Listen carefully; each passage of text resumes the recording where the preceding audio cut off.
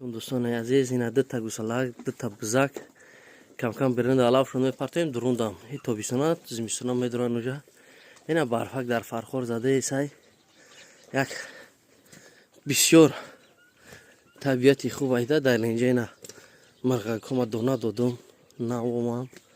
اینا مرغک ها دونه دادم در یه روز دو تا تخم سه تا تخم میکنه اینا مرغ خیلی این پیایی که میچینیم برای علاوه اینا حوله پدر میگه حوله پدر بوی مادر میکنه میگه حقیقتا در راست باور که این همش یک دور زمانه امروز هم که با برف جامعه سفید و سر کردگی در زمین های نگاه کنید دیم برای برف با در فرخور زده سه الحمدلله عجایبی بده این قدر زیباش دیگه که هیچ حد کنار نداره اینا خیلی شاید که مردم قشلاق بینن استوری مرا بعد که